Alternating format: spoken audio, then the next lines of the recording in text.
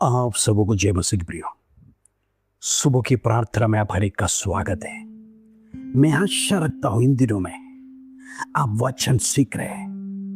मैं एक रिक्वेस्ट करना चाहता हूं, इन दिनों में आपके भाई बहन मित्र सगा संबंधी यदि कोई विश्वासी जो वचन सीखना चाहता है, कृपया कर उनसे रिक्वेस्ट करिए अपना चैनल को फॉलो कर वचन को सीखिए। इन दिनों में परमेश्वर का वचन आपके जीवन में क्रिया करने पाए। Praise the Lord. जरूर से शेयर कीजिए ताकि लोग भी वचन सीखने पाए। बहुत कम समय हमें मिलता है, 10 मिनट 7 मिनट या 8 मिनट। प्रेज़ द लॉर्ड, उतने में हम वचन को खत्म करते हैं। Praise the Lord. विश्वास योग्य रहो, प्रभु का आगमन निकट है। वचन को फैलाओ, परमेश्वर का वचन लोग सीखने पाए, प्रभु में बढ़ने पाए। प्रभु यही चाहता है, आत्मिक जीवन आपका स्ट्रांग होने पाए। Praise the Lord.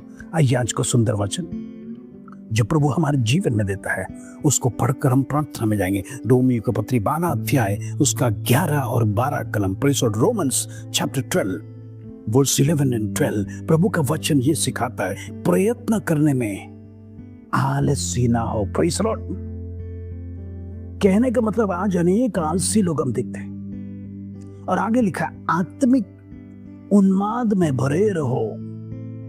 आत्मिक जीवन में आप बढ़ना है, प्रभु की सेवा करते रहो, आशा में आनंदित रहो, क्लेश में स्थिर रहो, प्रार्थना में नित्य लगे रहो। Praise the Lord. हम देखते हैं 5-6 बातों को परमेश्वर का वचन यहां पर दर्शा रहा है। सबसे पहली बात, आलसी ना बनना बल्कि प्रयत्न करना। आज हम में से कई लोग थोड़ा सा प्रयत्न करने के बाद छोड़ देते हैं, ट्राई करना ही नहीं चाहते।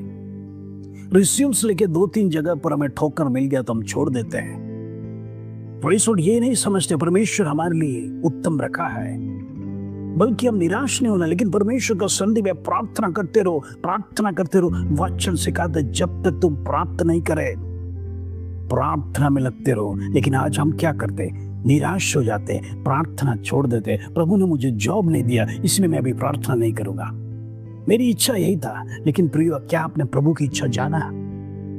दूसरी बात परमेश्वर का वचन सिखाता है, आत्मिक उन्मादों में भरे रहो। कहने का मतलब स्पिरिचुअल लाइफ आपका स्ट्रांग होना है, आत्मिक बातों में आप बढ़ना है।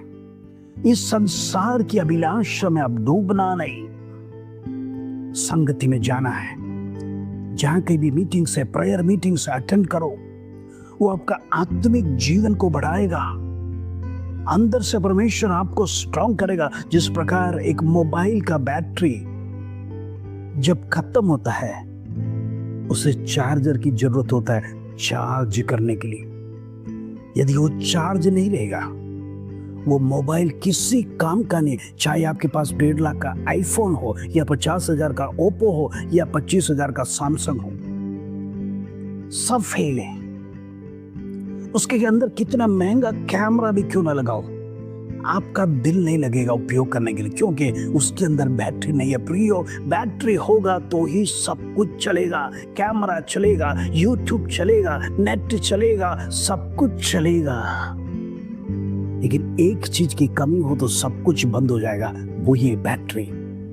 यही है मसीह जीवन। यदि आपका आत्मिक जीवन कमजोर हो जाएगा तो याद रखना, आपका शरीर, आपका स्टेटस, सब कुछ कोई काम का नहीं है। कलीसिया में ऐसे आराधना करने वाले को परमेश्वर प्रेम नहीं करता। तीसरी बात परमेश्वर सिखाता है, प्रभु की सेवा करते रहो। कहने का मतलब जब जब समय मिलेगा वचन की घोषणा, प्रभु ने जो गिफ्ट दिया है, या सुसमाचार सुनाना, या दूसरों को प्रेज़ द लॉर्ड, आप हालेलुया इवेंजलाइज करने के लिए प्रभु ने जो तक दिया है, प्रभु के बारे में बताने के लिए, सेवा बढ़ने के लिए कुछ भी करते रहो। चौथी बात परमेश्वर सिखाता है, आशा में आनंदित रहो। तो आज हम मसीह में क्यों हैं? एक आशा लेकर आया है, हमको यहां पर नहीं रहना है। इस संसार का हमारा जीवन 50, 60, 70 या ज्यादा से ज्यादा 80 साल।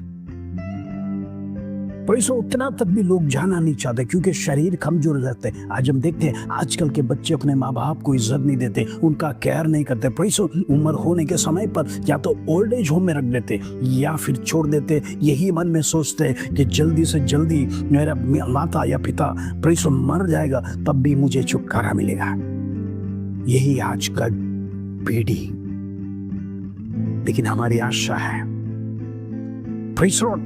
परमेश्वर मुझे स्वर्ग में एक मुकुट रखा है। उस आशा के लिए आज हम सब कुछ झेल रहे, ये गरीबी, ये दुख, ये क्लेश, ये परिवार के सामने आने वाला कष्ट, सब कुछ क्यों सहन कर रहे हैं? क्योंकि परमेश्वर सब कुछ देख रहा है और प्रभु मुझे छुटकारा देगा। उतना ही नहीं, मेरे लिए एक स्वर्ग में परमेश्वर सुंदर सा भवन बनाने जा रहा है।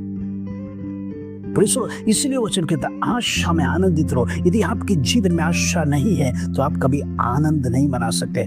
आपके अंदर एक टारगेट होना है, मुझे मेरा परमेश्वर के संधि में जाना है, उसके साथ वास करना है। पांचवी बात वचन सिखा रहा है, क्लेश में स्थिर रहो। जीवन में विपत्ति आएगा, तूफान आएगा, कष्ट आएगा, लेकिन प्रभु को छोड़ना मत। आज अनेक लोग तूफान में प्रभु को छोड़कर चले जाते हैं, परमेश्वर को त्याग देते। प्रभु ने मुझे बचाया नहीं, प्रभु ने मुझे छुड़ाया नहीं, परमेश्वर ने मेरी प्रार्थना नहीं सुना, मुझे तुच्छ क्यों गिना? मैं तो परमेश्वर का भक्त हूँ, प्रार्थना करता हूँ, आराधना करता हूँ, दान दशवांश देता हूँ, सब कुछ देता हूँ, लेकिन प्रभु ने मुझे एक बात भी मेरी ओर देखा नहीं और सुना नहीं। Praise the Lord. क्लेश में स्थिर नहीं रहते, लेकिन जो स्थिर रहेगा उसको जीवन का मुकुट मिलेगा। Praise the Lord. आखिरी बात, सातवीं बात, प्रभु का वचन कहता है प्रार्थना में नित्य लगे रहो। Praise the Lord. प्रार्थना निरंतर करते रहो। आपके जीवन की चाहे ऐसी कोई भी अवस्था क्यों ना, जिस विषय के लिए आपने प्रार्थना करना शुरू किया, हो सकता है आप अपना पति के लिए प्रार्थना कर रहे हो, अपना पत्नी के लिए प्रार्थना कर रहे हो, अपने बच्चों के लिए प्रार्थना कर रहे हो, प्रेषो अपने बहू के लिए प्रार्थना कर रहे हो, अपने प्रेषो पिता के लिए, माता के लिए प्रार्थना कर रहे हो। यदि जो शुरू किया है, जो विषय आपने परमेश्वर का संधि में दिया है, उसके लिए इंतजार करो, प्रभु मेरा रिजल्ट कब देगा। अनेक लोग थक जाते हैं, वो मैं लंबे समय से प्रार्थना कर रहा हूं, मैं 3 साल से, 4 साल से, 10 साल से प्रार्थना कर रहा हूं, प्रभु ने अभी तक कोई चमत्कार नहीं दिखाया, प्रभु मेरा सुनता नहीं है। अनेक दासों को भी मैंने कहा मेरे विषय में प्रार्थना करो, लेकिन किसी का भी परमेश्वर सुना नहीं। आज ऐसे मनुष्य हमारे चारों ओर मिलेंगे। याद रखना, जब तक प्राप्त नहीं करें, क्या आप रिजल्ट देखना चाहते हैं तो प्रार्थना निरंतर करते रहो। प्रभु एक ना एक दिन जरूर चेंजेस लाएगा। हालेलुया।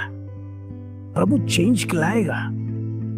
इन दिनों में हम थकना नहीं, प्रार्थना में थकना नहीं। हमें उसी लिए तो बुलाया गया है, प्रार्थना करने के लिए, हमारा आत्मिक जीवन बनने के लिए। तो मैं आपसे कहना चाहता हूँ, यदि आपके घर में, आपके व्यक्तिगत जीवन में प्रार्थना लाइफ नहीं है तो आप बर्बाद है, बैंकरप्ट है, स्पिरिचुअली बैंकरप्ट है। सावधान रहना। प्रार्थना ही एक चार्जर है जो आपके मोबाइल को चार्ज करता है, वैसा आपका आत्मिक जीवन को चार्ज करता है, ताकि आपका और परमेश्वर का रिश्ता सही हो जाए। हालेलुया। इन दिनों में स्पिरिचुअली आगे बढ़ने के लिए प्रार्थना करना है। ये स्पिरिट परमेश्वर को संधि में जाएगा, शरीर तो इधर चला जाएगा, शरीर की लालसा इधर चले जाएगी, लेकिन आत्मा परमेश्वर के साथ जाएगा। परमेश्वर आपने जो आत्मा में कमाया है, स्वर्ग में उसका परमेश्वर निश्चय भी किया गया है, प्रभु उधर उसका प्रतिफल देगा। जो शरीर में कमाया है उसके लिए कोई प्रतिफल नहीं, वो संसार में छोड़कर जाना पड़ेगा। एक ही चीज जाएगा, आपकी आत्मा परमेश्वर के पास जाएगा। हालेलुया। इन दिनों में आत्मा के लिए मेहनत करिए, ना कि शरीर के लिए।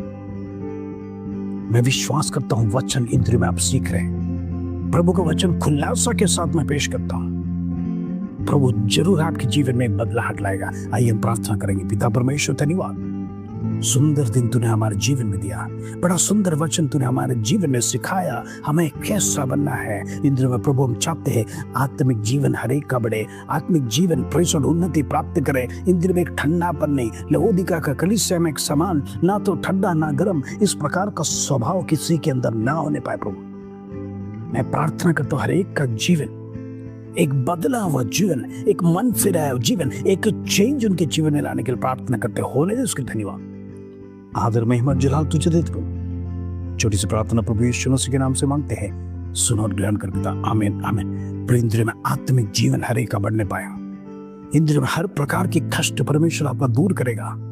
हम एक लक्ष्य के साथ प्रभु के संधि में जाना है। फिर हमारे लिए एक आशा है, उस आशा को भूलना नहीं, उस आशा को तोड़ना नहीं तो हम इस संसार में पड़े रहेंगे। शत्रु हमें बटोर लेगा, और शत्रु के हाथ में नहीं देना। अभी तक हम परमेश्वर के संधि में खड़ा रहकर शत्रु के हाथ में नहीं गिरना है। अंत तक पवित्रता के साथ अपने आप को बचाए रखो, अपना वस्त्र को मलिन न करो। प्रभु आपको श्रेष्ठ गिनने पर। हालेलुया। इस वचन के साथ प्रभु आप सबको आशीष दे। जय मसीह की।